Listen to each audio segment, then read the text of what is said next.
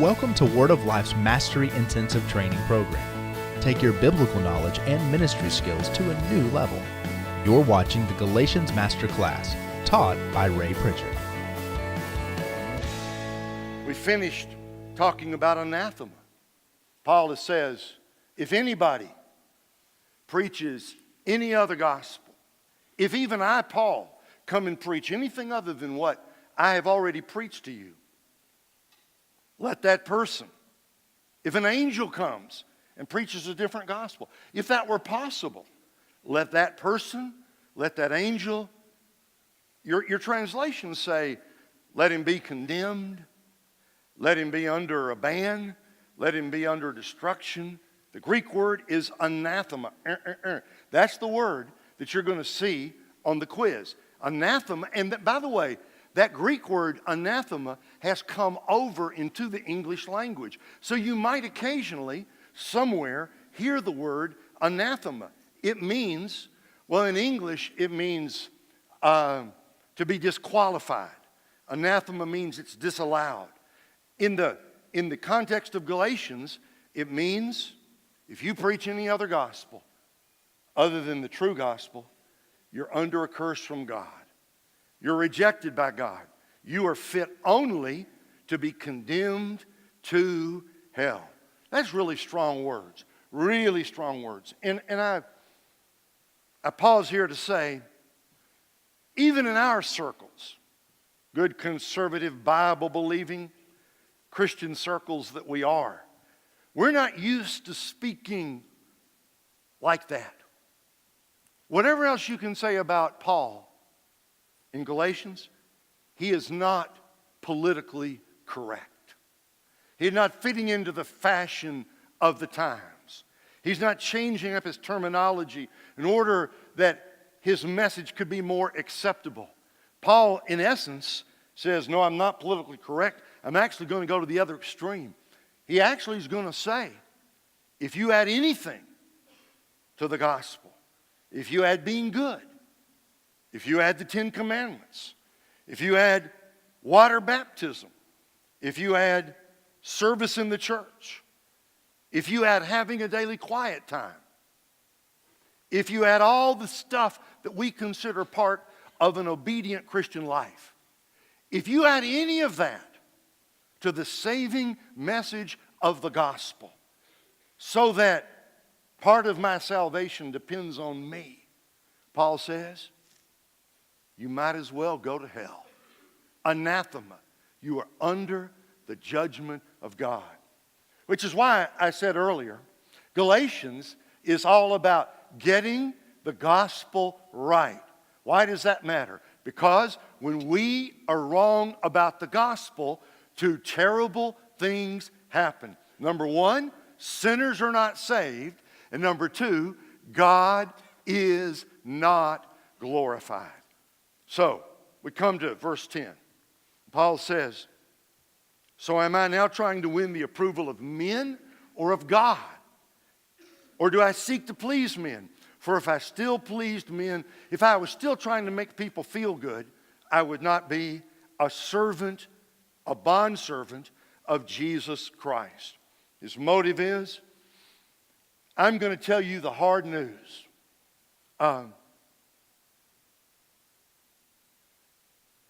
I got a message the other day, my wife and I did, from my cousin, who is about my age. And the message was, she had not been feeling good. Been to see the doctor. And they thought it was indigestion. And they thought it was stomach problems. And they thought it was gallbladder, right? All this. Went through all the tests. Couldn't find it, couldn't find it, couldn't find it. Finally, they ran one other battery of tests. And the shocking news came back. My cousin has stage 2 pancreatic cancer. That's a killer. That is a killer. Sometimes people with pancreatic cancer only live 2 or 3 months. Because number one, pancreas is kind of hard for us to find, and the cancer sometimes can grow in there for a long time. And by the time you begin to feel the symptoms, it's gone so far that there's nothing left. Now, thankfully, the doctors believe that the cancer is up in the head of the pancreas, and they're going to do a very complicated surgery. But if it's successful, and I pray and hope that it will be, that if it's successful, it'll give my cousin many more years of life. I have known her for all my life, basically. Sweet and good and full of faith and loves the Lord. And now just in the last couple of weeks has been given this life and death diagnosis.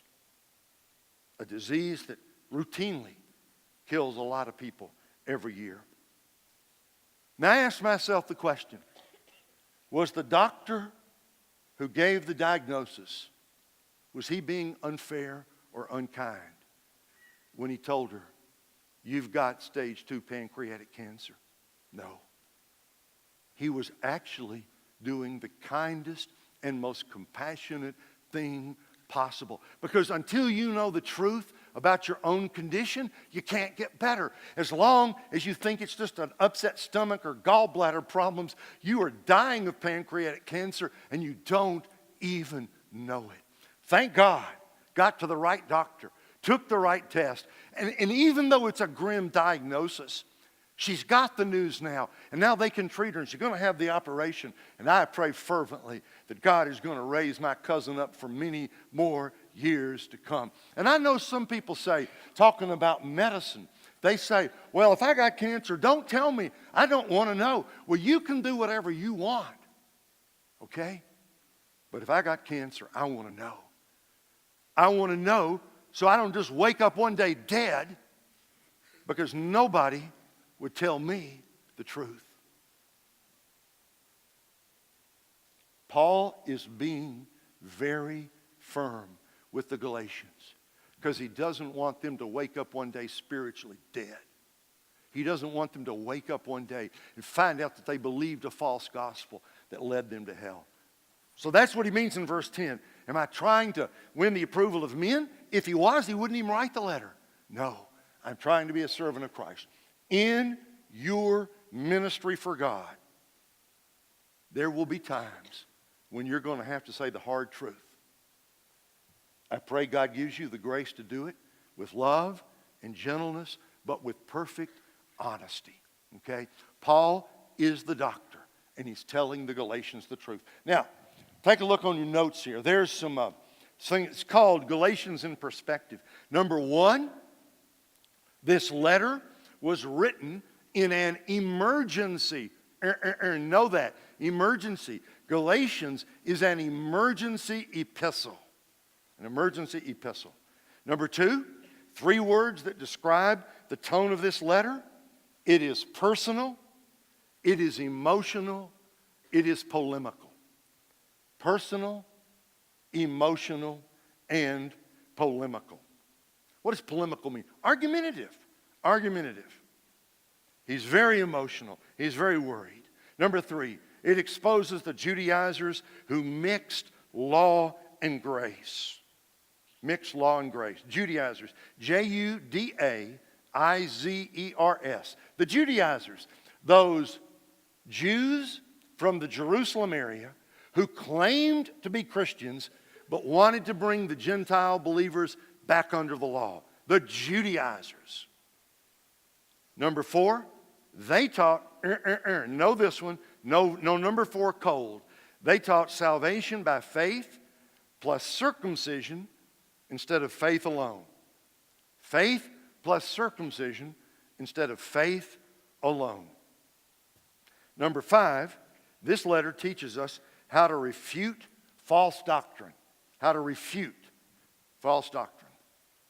Number 6, it also teaches us the importance of truth and the nature of true saving faith. True saving faith.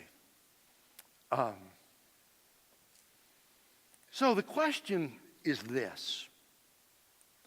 How in the world did How'd they get in this mess? Now, here's what I'm going to do. I'm saying this for the sake of, for our camera guys, I'm about to walk over here. So you'll know what I'm going to do. And I hope you can still see me. I'm going to come up here a little bit. What's happening? You mean all your teachers don't walk up here while they're teaching? Yeah, it's fun. You know, because when I come out here, anything could happen. When I stay up there, I'm where I'm supposed to be. But when I come out here, you just don't know what's going to happen. What's your name? My name is John Peterson. John, how are you, my friend? I'm awesome. Where are you from? South Carolina. No. You're from Lystra. Yeah. Yeah, you're from Lystra. Where is Lystra? Somewhere near Israel. Keep going. Probably either just south. No. Okay, south. what is this? Well, I'm trying to remember the map. Okay, around just look at me. Just look at me. What is this? You're doing good. You're right on top. What is this? Just say Asia Minor. Asia Minor. Come on, buddy. That's what I'm talking about. Asia Minor right there. Okay, we're going to lop it off. Okay, we got this middle part here. That's Galatia, right? And down here, there's where the cities Paul visited. One of them was Antioch. One of them was Lystra. One of them was Derbe. One of them was Iconium. You're from Lystra. Did you know that? Mm-hmm. You're a Gentile. Okay. Okay? We're going to give you the name Jacob. Okay. Is that all right? Mm-hmm. Jacob! Jacob, what's up, my friend? Yeah. Where are you from? Lystra. There you go. You're from Lystra. Are you Jewish? No. No way. No way. No, you're not Jewish. You're Gentile all the way. What kind of religion did you follow growing up? Help me out here. It's the name of that pagan god. It's You can almost pick. You almost can pick one. Okay. You're a pagan, right? Mm-hmm. All right. Are you a Christian now? Are you a Christian now? Yes. Yeah. Because why else would you be at a Bible Institute if you weren't a Christian, right? Mm-hmm. So we're kind of mixing our story here. All right. So Jacob, you're from Lystra. You're a Gentile, and you're now a believer. You came to Christ out of this pagan idol worship, all right? Who was it who preached the gospel to you? Paul. What do you think about the Apostle Paul? I'm a big fan of his. Yeah. Why are you, that's a good, we didn't even rehearse this. Okay, why are you such a big fan of his, Jacob? He came to me. He came to me and got me saved. Without him, I'd still be worshiping that pagan idol. How did he get you saved? He came and talked to me, and he preached where we could hear him. Now, I want to ask you a question here. All right? You're doing good, buddy. You're doing good. Jacob, you're doing good. So, tell me again how you feel about the Apostle Paul. I'm a big fan. Okay. Because he's the one who led you out of darkness into light. Mm-hmm. He's the one who explained the gospel of Jesus to you. Mm-hmm. How much did you know about the Bible before you heard of Paul? Not even a little. Not even a little bit. How much did you know about the Old Testament? I never heard of it. Never heard of it, right? How about Judaism? Now, they're around. Man, they have the synagogues and stuff, but you're a pagan, right? You didn't know anything about that, right? That's a different kind of religion. So you didn't know much of anything. And Christianity was just nothing to you, right? Nothing at all. And then Paul came. And what did he tell you about Jesus? He told me he came to save me. He died for my sins so I could be saved. Just like we wrote it down. This is just fantastic. Okay. And you became a Christian. Okay. All right. Now, Paul's gone. Mm-hmm. He had to go. You know why he left, don't you? Mm-hmm. Why did he leave? He went to go find others like me, bring them into the light as well. Boy, oh boy, that's exactly right. Now, you stay right there. You stay right there. I'm going to come to you now. All right? My name is Ezekiel. Mm-hmm. Ezekiel Elliott. I play for the Cowboys, okay? It's a pleasure to meet you.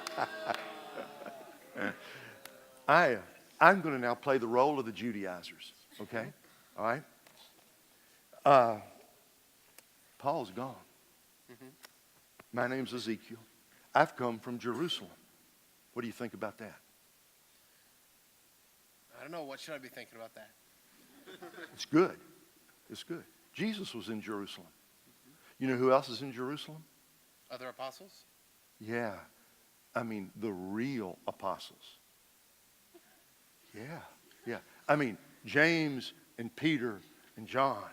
there in Jerusalem. And you remember, they saw Jesus do the thing with the loaves and fishes. They saw Jesus raise Lazarus from the dead. They actually saw Jesus after he raised himself, after he came out of the tomb himself. They were with Jesus when he walked on the water. What do you think about that? That's amazing. That's fantastic. Tell me more. Tell me more. That's fantastic. That's fantastic. I mean, look. Now, you love the Apostle Paul, don't you? Mm-hmm. I mean, he's a great man, isn't he? Mm-hmm. What a great preacher he was. I mean, we love Paul too. But you know, Paul wasn't around with James and Peter and John. Those guys, they're the ones at the top because they saw those miracles. You know what I'm saying? And we have come from them in Jerusalem. Now, Brother Paul, we love him, don't we? We do love him. But he couldn't stay. He had to leave. And we have come to finish the job the Apostle Paul started. Mm-hmm. Now, let me ask you something, Jacob. Do you love the Lord? Mm-hmm. Mm-hmm. Do you want to please him? Yes, sir. Now, I'm going to ask you a question I prefer that you not answer, okay? All right?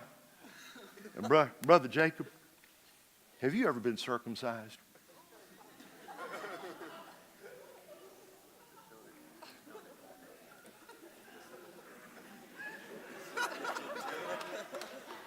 I ask you not to answer that question, all right? I'm going to assume because you're a Gentile, the answer is no. And circumcision wasn't universally practiced among the Gentiles. And now you want to please God, don't you? Mm-hmm. I mean, and you believe in Jesus, don't you? Yeah. Did you know that Jesus was circumcised? It says so in the Gospel of Luke. Did you know that Paul was circumcised? He was Jewish. Did you know that all the apostles had been circumcised? Because that's in the Old Testament. Abraham was circumcised, and David was circumcised, and Moses was circumcised. They wanted to please God. You want to please God, don't you? I really don't like where this is going.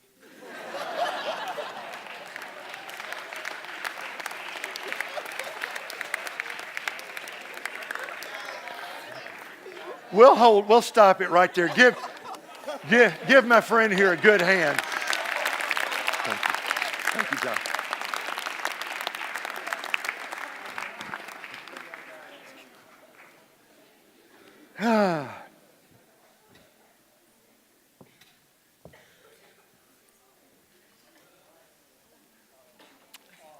Part of our problem here is the circumcision question.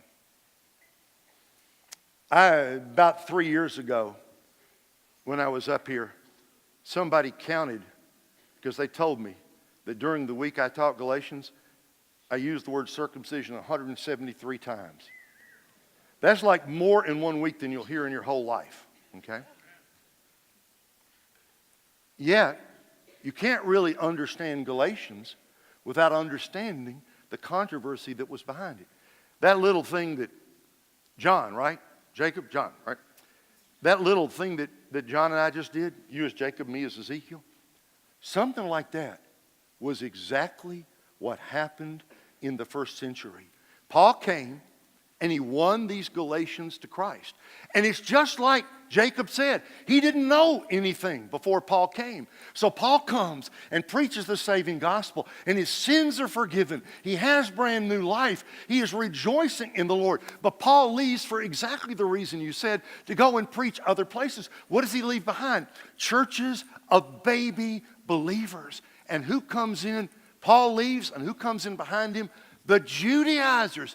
And they make the seductive argument that I was making. We have come from Jerusalem. We came from James and Peter and John. Peter, he walked on water. They were with Jesus for all the years of his ministry.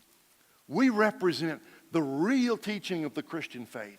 Now, one part that I didn't go into is, in addition to everything else I said, they kind of whispered to the Galatians, Paul is not a real apostle. The real apostles are James and Peter and John. They would have said he's a secondary or second-class apostle. We are bringing you the true apostolic message. And where our discussion stopped with the question, have you been circumcised? As we will read later in the book, evidently the Judaizers were so persuasive that they had convinced some of the new Galatian believers to be circumcised in order that they might be right with God, be forgiven of their sins, and be accepted into the family of God. Now, question.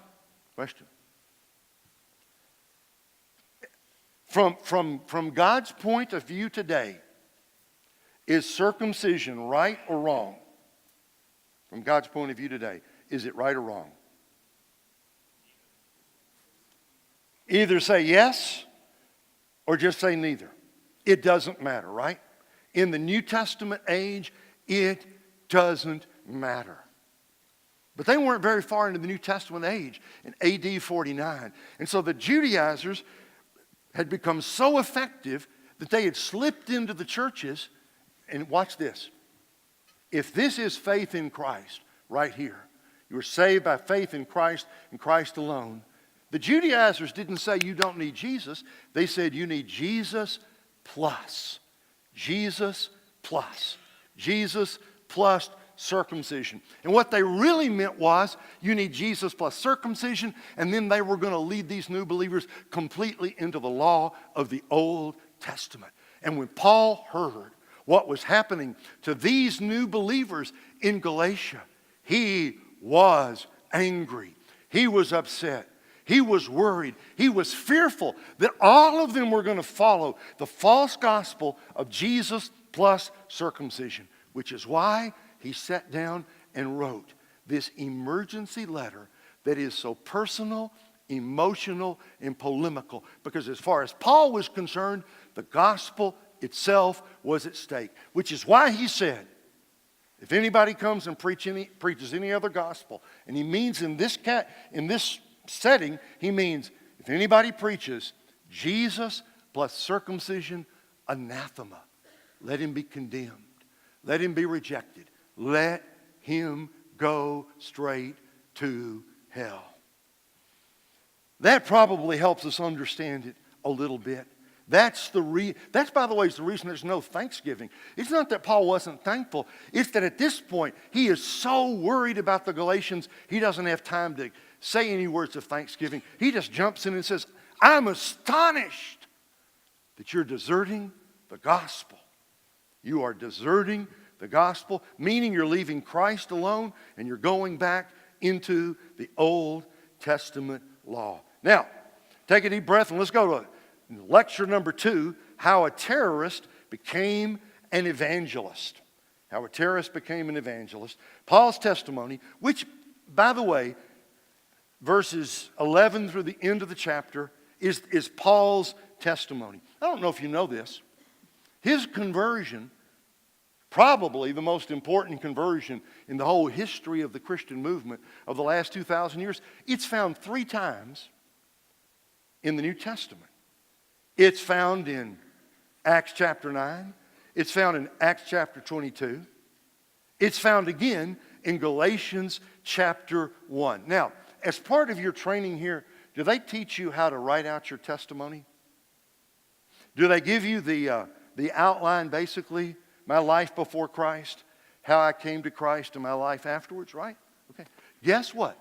Guess what Paul does in Galatians 1? That's what he does. He talks about his life before Christ. He talks about how he came to Christ. And he talks about how his life changed afterwards. He's going to give us his testimony and explain how a religious terrorist has become a preacher of the gospel of Jesus Christ. Here's the thesis. He wants them to know his gospel comes directly from Jesus Christ. It is not from man. Look what he says. But I make known to you, brothers, that the gospel that was preached by me was not, and in the Greek text, my translation here says, it was not according to man. That's a perfectly good translation. But I saw one other one that said, the gospel that I preach was not something that man made up. Then he says, I didn't receive it from men. I wasn't taught it by men. Well, Paul, if you didn't receive it from any man, and if you weren't taught it by man, Paul, where did you get your gospel? It came through the revelation of Jesus Christ. What's he talking about? He's talking about that day on the road to Damascus, when he, uttering threats and hostile to the Lord, when he heard the voice from heaven, when he was struck down, when he went blind, and the Lord Jesus said, Saul, Saul, why are you persecuting me? That's Acts chapter 9. What Paul means to say,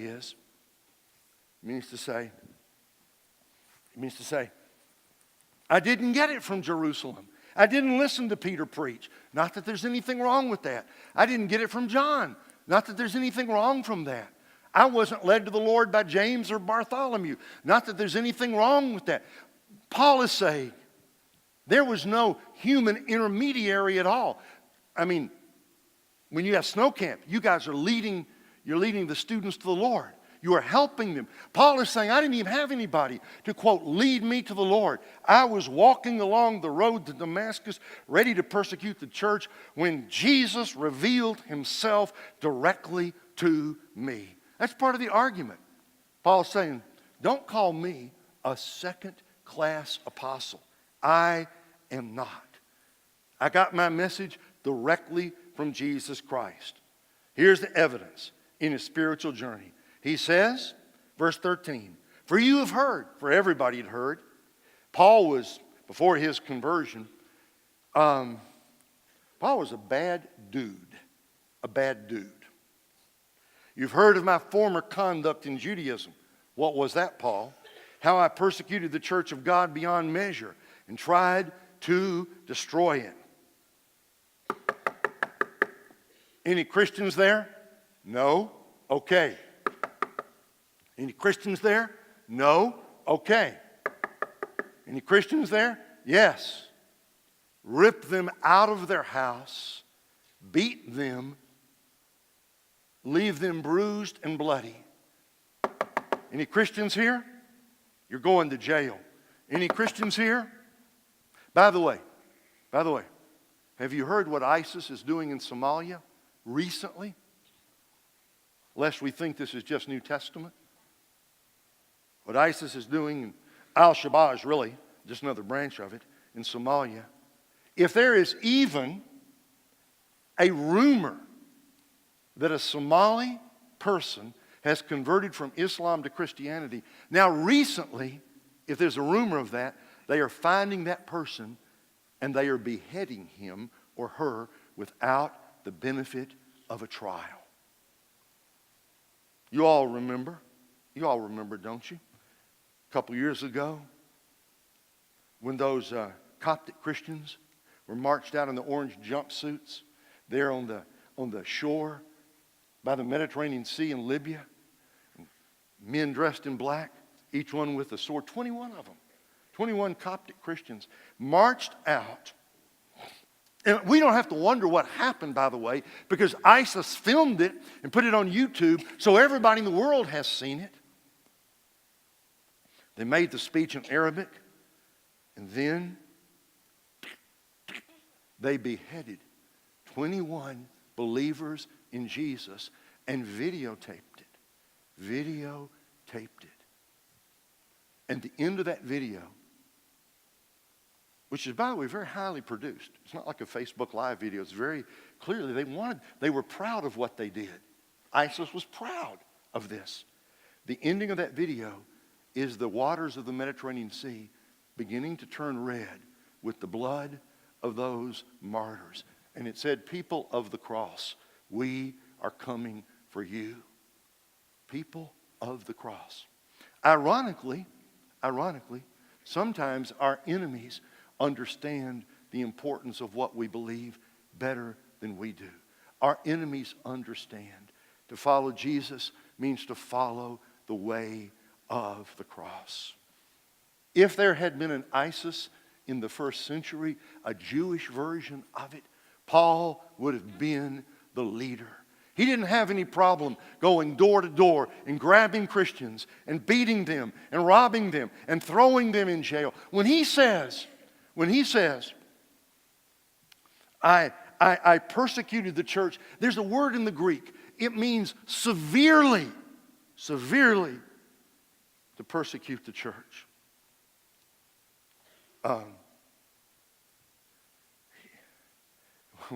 What he means, watch this. What he means is, I loved it. He enjoyed his work. He believed he was serving God by persecuting the church of Jesus, by finding Christians and rounding them up and beating them up and throwing them in jail. Who was it that held the cloaks while Stephen was stoned in Acts 7? It was Saul, Paul. You know what he's saying here? He's saying that on that day, when Jesus revealed himself to me, I wasn't looking for Jesus. He hated him, and he hated the followers of Christ. And he would do anything. So when he says, I was trying to destroy it, don't take that metaphorically. He meant literally, I wanted to stamp out this growing Christian movement before it could spread any further. And he says, and I was advancing in Judaism. It's sort of a bragging, if you want to say it. I was advancing in Judaism. You know, he was trained at the feet of Gamaliel, one of the greatest rabbis of the day. I mean, he was a Jew of the Jews. He knew the law of the Old Testament. He knew the oral law. And his mind was filled with hatred toward Christians. And so when he says, I was advancing in Judaism beyond all the contemporaries of my age, and he says, I was zealous for all the traditions of my fathers. Religion is a good thing until it becomes a bad thing, right? It's a good thing when it's rightly moved to the right end. But the worship of God, if it is done in the wrong way for the wrong reason, you can justify any sort of atrocity. And I want to say this, by the way. I want to say this. Whatever else you want to say about ISIS, every time they say the same thing. They are doing it in the name of their religion. They actually believe by taking the truck and plowing down the people, by setting off the bombs, they actually believe they are serving their God. It's a long way from ISIS to Paul, but let me tell you, Paul, before his conversion, would understand that mindset. Because that was his mindset. He wants us to know this. Well, number one, I would say, Paul, before his conversion, on the road to Damascus, he was a happy bigot. A happy bigot. A happy bigot. And we would say from our standpoint, he was a hopeless case. A hopeless case. Why was Paul a hopeless case? I could imagine in the Wednesday night prayer meetings across Judea and in Jerusalem, I could imagine when they had their Wednesday night prayer meetings and they took the prayer request, when they said, you know, so-and-so is sick and so-and-so needs help, and let's pray for my brother, he doesn't know the Savior. When they listed people they were praying for, if somebody said, let's pray for Saul of Tarsus, who all the Christians knew about, we'll see in just a minute, they all throughout Judea, they knew about this monster who was persecuting them. If anybody had said, let's pray for Saul of Tarsus, somebody would have said, no, don't write his name down. He's a hopeless case. Because nobody seemed further from salvation than Paul. You can see the quote there from Timothy Hoke. His life goal was to climb as high on the Pharisaic ladder as possible. He wasn't searching for anything better. We talked today about seekers and all the rest, and people are seeking the Lord. If you had said to Paul on that morning, the morning of his salvation, are you seeking God? He would say, no, I found him a long time ago. In a word, Timothy Hoke says, Paul was a fanatic.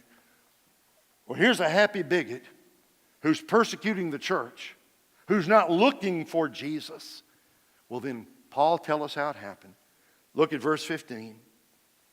But when it pleased God, who separated me from my mother's womb and called me through His grace to reveal His Son in me, that I might preach Him among the Gentiles. Paul basically says, here's how it went. The Father's will, set apart for service, called by grace, Christ revealed in His life, called to preach to the Gentiles. Only way I can think of to say it to you is this. Let us imagine that 5 weeks before that day on the road to Damascus, if you had said to Paul, are you looking for salvation? He would say, no, I have found it in the law. He had no idea. If you'd said to Paul 4 weeks before that day, is Jesus going to reveal Himself? No, there is no Jesus. If you'd said to him 3 weeks before, what are the chances you're going to become a preacher of Christ? He would have laughed. 2 weeks before, no way. 1 week before, no idea. What I'm saying is, watch this. On the morning when Paul got up, on that day, on that morning when he woke up, he had no idea of what God was about to do. No idea. And if it happened at 11:30 in the morning, at 7 o'clock he had no idea. And 8 o'clock he had no idea. And 9 o'clock he had no idea. And 10 o'clock he had no idea. And 11 o'clock he had no idea. And at 11:29 he's thinking to himself, when we get to Damascus, we're going to tear that place up. Finding those Christians. We're just going to rip them out of there. 10, 9, 8, 7, 6, 5, 4, 3, 2, 1. Bam! Just like that. Heaven opens. The light shines. The voice speaks. Paul is struck down. And Jesus says to him, Saul, Saul, why are you persecuting me? Do you know what? Do you know what the story of Paul's conversion is meant to teach us? It's in your notes. This whole story is meant to teach us that salvation, write this down, right? Fill in this blank. Salvation is all of grace. All of grace. And Paul says, set me apart from my mother's womb. What he means is, when I was inside my mother's womb, God was already calling me. When he was a little toddler in a Jewish family, God was already calling him. When he was a little boy playing with his friends, God already calling him. When he was a teenager, learning the law and the oral tradition and all that the rabbis taught, God was calling him. And during the days when he was a rabbi sitting under Gamaliel, God was calling him.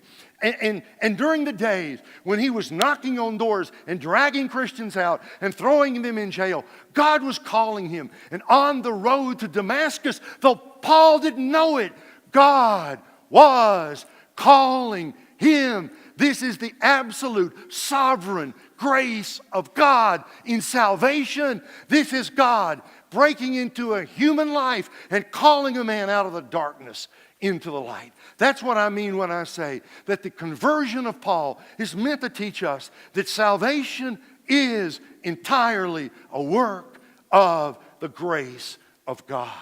Absolute sovereign grace of God. So wait a minute. I was going to tell you this later, but I want to tell you now while I got your attention. Some of you have loved ones who today are far, far from Jesus. You got family members who think you are nuts to quote waste a year, Word of Life Bible Institute. You've got friends who don't understand why you are doing what you are doing. And some of you come out of broken homes and messed up families and all the problems. And there are people you love who today not only seem away from the Lord, They seem like they're running away from the Lord as fast as they can go. And sometimes when you pray, it's hard to pray because they seem so far away. Here is the great good news. God specializes in hopeless cases. God specializes in impossible situations. God does His best work with people who are running as fast in the opposite direction. God knows where they are. God knows how to get a hold of them. People say to me, Pastor Ray, can God speak to me today? I tell them, look, He's got your number on speed dial. He can ring you up any time of the day or night, and you will not put Him on call waiting when the call comes through. So true. Not only true of us, it's true for everybody in the world. There are no hopeless cases with God. So one of the reasons I've gone into this at such length is I want to encourage you in your prayer life. Just go ahead and pray. And the more impossible it seems, just go ahead and pray. And remember, there was a man named Saul on the road to Damascus, struck down by the grace of God, who became the greatest Christian of the last 2,000 years. Never give up. Never, never, never give up. And don't ever write off anybody. There's nobody this morning who's so far gone in sin that Jesus cannot reach them. Corrie ten Boom liked to say it this way: there is no pit so deep that the love of God is not deeper still. So I hope you're smiling, because I smile when I tell this story. When I tell the story, it gives me hope. It reminds me that our God is in the saving business.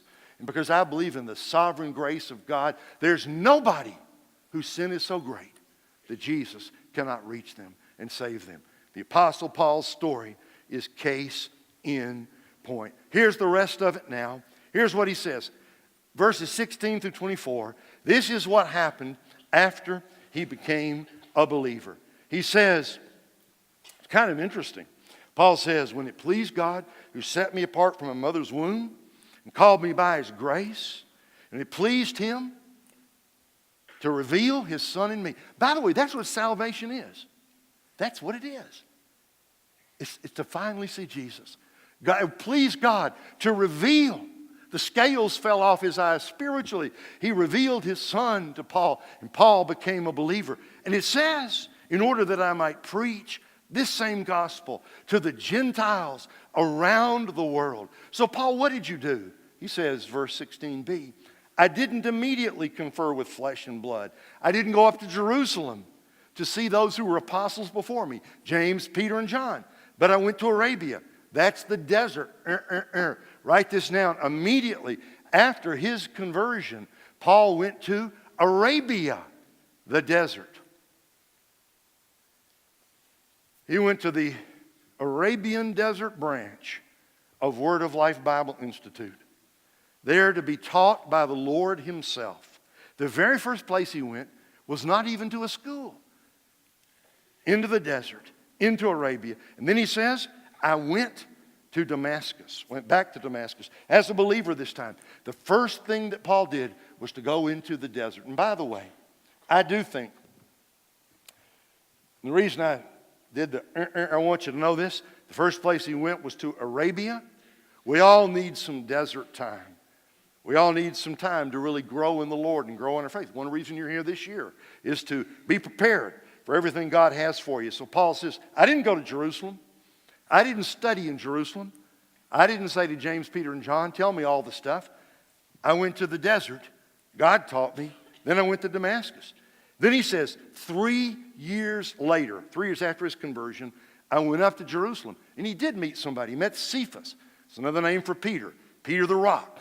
I went up to Jerusalem to see Peter, and I remained with him 15 days. I saw none of the other apostles except James, the Lord's brother. He wrote the epistle to James. Now, concerning the things that I'm writing to you, indeed, before God, I do not lie. What's the significance of this in terms of the argument of the book? Remember that little skit John and I did. Okay? Can't forget that. It's unbelievable. In every sense of that word. But what the Judaizers were whispering, what they're whispering into the ears of the Galatians is, You know, Paul, he's just not up there. He's not up there with James and Peter and John. He's a second-class apostle. And so his argument is, God saved me directly through a revelation by Jesus, and I didn't go and study under the apostles. The Lord taught me. It was only 3 years later I went to see Peter. Then I met James, and I didn't meet anybody else. It's his way of saying, I am truly an apostle sent by God. Therefore, the Judaizers are wrong. You can trust my message. Now we come to the end of the chapter here. It's really some sweet verses. It says, he went to the regions of Syria and Cilicia. That was north of Jerusalem and Judea. And I was unknown. It's interesting. This translation here, unknown by face, that's a really good translation. They didn't know by face. The churches of Judea, that would be Jerusalem, surrounding, like Bethlehem, the surrounding area, Judea, that's where Jesus did a lot of his ministry. The area around Jerusalem, which was the birthplace of Christianity. The churches in Judea, he says, they didn't know by face. Because he'd only, after his conversion, it was 3 years, he went to Jerusalem only 15 days. So in the outlying areas, they didn't know him. All they knew was, verse 23, he who formerly persecuted us now preaches the faith he once tried to destroy. My friends, this is true conversion. This is true conversion. I once was trying to kill Christians. Now I am one. I once hated the gospel. Now I preach it. I once tried to attack them. Now they are attacking me. I once was over here in the darkness, but now I am in the light. And when the churches around Jerusalem, who didn't know him by faith, they heard this man who was a terrorist has now become an evangelist. Last verse of chapter 1. They glorified God because of me. Christianity is supremely a religion of conversion. Look at the reasons for encouragement here. That's number one. Christianity is supremely a religion of conversion. We believe in conversion, don't we? We believe, no, it's not self-improvement. We believe you can come to snow camp and have a blast and be converted. We believe you can be far gone down in sin, sexual sin, immorality, promiscuity, drug use, lawbreaker, and you can be converted. Christianity is supremely a religion of conversion. Number two, therefore no sinner is a truly hopeless case. You've never met a hopeless case, and you never will. There's nobody you're ever going to meet who couldn't be saved. Everybody can be saved if they will believe the gospel. Number three, the enemies of the gospel sometimes become the best evangelists. The best evangelists.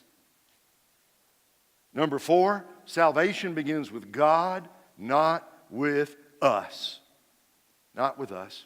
And number five, if God can save Paul, he can save anyone. He can save anyone. I have it in my notes to tell you this. Write this down, please, just for life, not for the quiz. God doesn't recruit heroes. He doesn't recruit heroes. What does Romans 5 say? While we were sinners, while we were ungodly, and Romans 5 says, while we were the enemies of God. That's where God starts. He doesn't recruit heroes. It is an irony of God's plan of salvation that the worse their rebellion, the greater will be the glory when they are saved.